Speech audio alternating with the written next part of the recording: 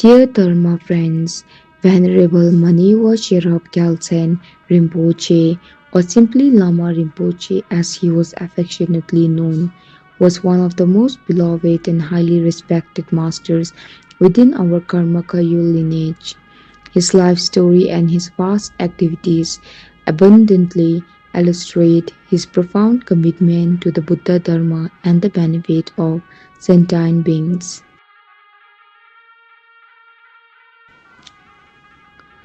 I have known Lama Rinpoche since I was a child, and ever since our first meeting, Lama Rinpoche has always looked after me like a loving grandfather with the sole aspiration to fulfill the late Shama Rinpoche's wishes right up until to the last breath of his life. Fulfilling these wishes as well as the commitment he had made to the great 16th Karmapa meant nothing other than dedicating his life to the practice of Dharma. And Lama Rinpoche was the very embodiment of this dedication. Now his physical presence has gone from this world, and this loss has left all of us with a sense of deep sorrow, a sense of what it means to have a spiritual friend, and a sense of what it means to lose the tangible manifestation of such a friend.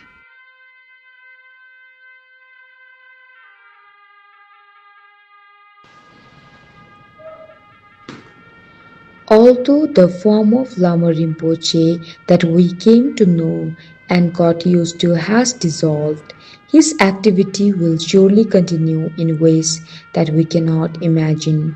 A Bodhisattva's activity doesn't wane, and if we have enough merit, their activity will manifest even in ways that we are used to.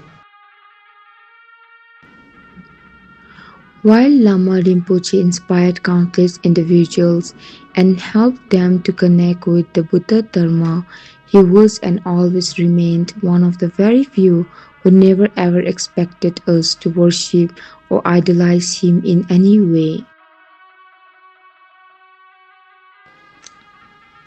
His own love, respect, and devotion to the 16th Karmapa were immense, beyond anything we are able to comprehend. Why?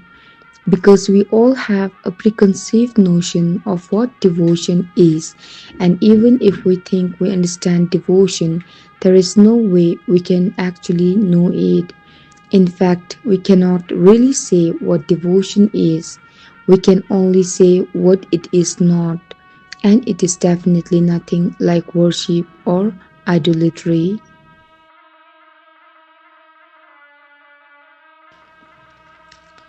Dear Dharma friends, this period following the Parinirvana of Lama Rinpoche is not a time of celebration for us. Of course, death in itself is not a bad thing, and people like Rinpoche have no fear of dying. They actually accept and even celebrate death in the same way they accept and celebrate birth. However, from our mundane perspective, we have preconceived notions about death, and due to that, it can be a source of great emotion. And so, therefore, rather than a time of celebration for us as the next generation, this Parinirvana is an opportunity to reflect on what this moment means for us. The generation of our elders is living one by one, and this should make us wonder whether we will be able to continue what they have achieved. It is true that from a profound Buddhist perspective, the reason why Manjushri is portrayed as a young boy is that wisdom is said to be found in youth because of the freshness, curiosity, and willpower embodied by youth. However, even though many of the young generation may possess these qualities, nevertheless, the parinirvana of Lama Rinpoche and other parent figures in our lineage who have recently passed should really lead us to ask ourselves the question, Are we ready?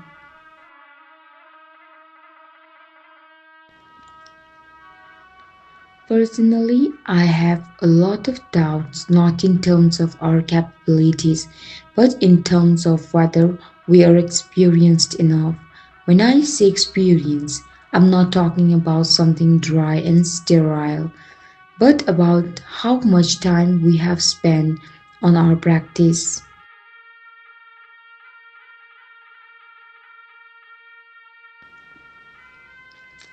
If we have spent enough time on it, then all the rest will follow from that naturally.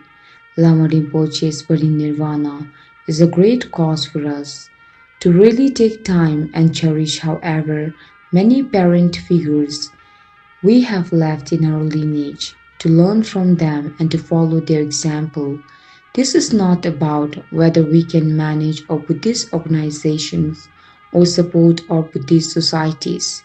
It means to follow their spiritual example or the example of practicing, because teachers like the late Lama Rinpoche and his peers are models of having been able to implement the examples of practice from their own elders.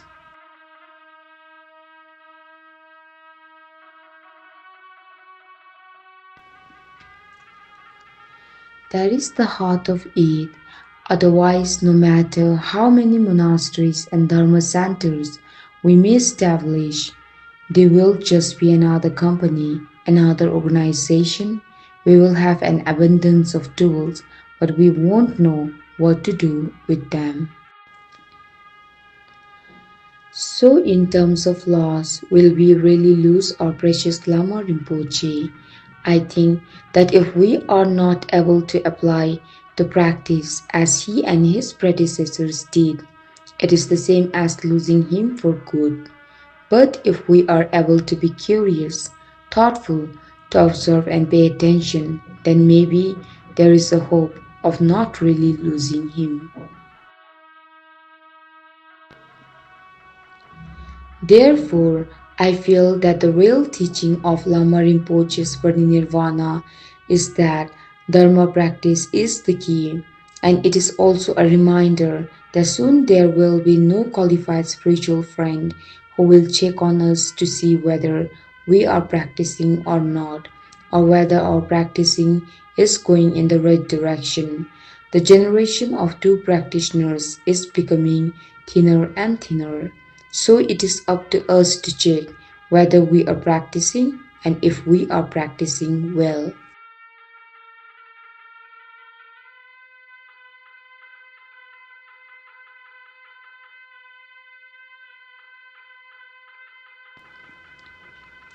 However, if we know that we are practicing, and most of all, if we enjoy practicing like the late Lama Rinpoche and those like him, then I feel we don't have much to worry about, whether there will be good days or not, whether there will be good weather or not, whether the coming seasons will be good or not. As long as we enjoy the practice, it won't matter all that much. With prayers, Thaye Dorje, His Holiness the 17th Gyalwa Karmapa.